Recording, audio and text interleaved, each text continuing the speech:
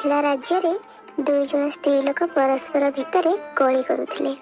गोटे छोट पिलार प्रकृत माँ किए एक कथा जानवा को कली करुथिले। सेमानंक जुक्तितर्क लड़े आउ पाटितुंड रे परिवर्तित हैला।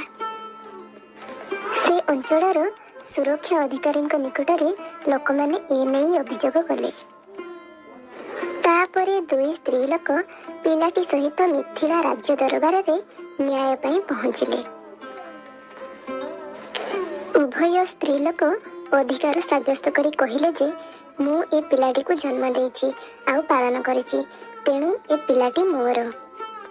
राजा बहुत बुद्धिमान थिले। राजा सेमानक कथा को धैर्यर सहित सुनिले। तापरे से आदेश देले कि शिशुटी को 2 खंड कर दियो आउ प्रत्येक को खंडे लेखाएं दियो। शेषरे जड़े स्त्री लोक कांदिबा को आरंभ कला एवं कहिला, हे राजा, पिलाटी को ताकू दियंतु, किंतु दया करी पिलाटी को काटंतु नहीं। एतिकी सुनी राजा शेष निष्पत्ति रे पहुंची जाती। राजा लक्ष्य कले अन्य स्त्री लोक जनक नीरव रहिछि। राजा बुझी पाइले जे पिलाटीर प्रकृत माँ किए। कांदुथिबा माँ को से पिलाटी को देले एवं अन्य स्त्री लोक को कठोर दंड रे दंडित कले। गोटिए नदी रे विभिन्न प्रकार माछ थिले। सेही नदी कूल रे गोटिए जामु गछ थिला। किछि मांकड़ सेही गछ रे रहुथिले।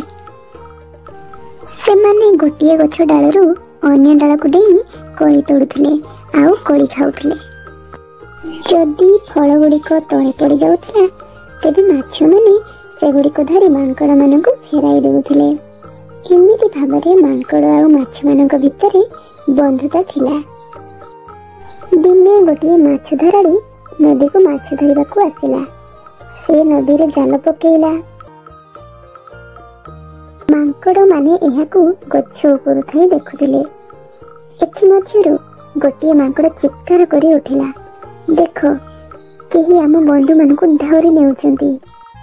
तेबे सेथि मध्यरु गोटे मांकड़ माछ मानकू बंचाइबाकू जाई से एक बुद्धि बंचेला।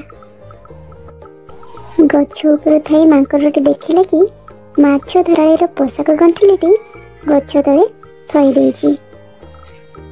एपटे माछ धराळी माछ धरिबारे व्यस्त थाए। एपटे गोटाए मांकड़ माछ धराळीर पोशाक गंठिली को धरी दौड़ी पळाई जाए। एहा देखि माछ धराळी व्यस्त विव्रत हो जाए एवं मांकड़ पछरे गोड़ाए। जालटी रे माछ पूरा भर्ती होई थांती। यहाँ पर गोटे मांकड़ तलको ओल्हाई आसे।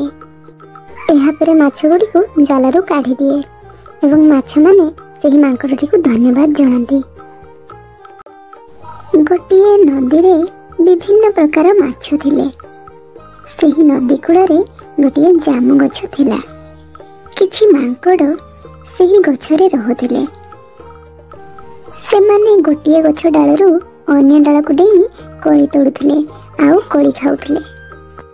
जदि फल गुड़िक तळे पड़ी जाउथिला तेबे माछ माने सेगुड़िक धरी मांकड़ मानक फेराई देउथिले।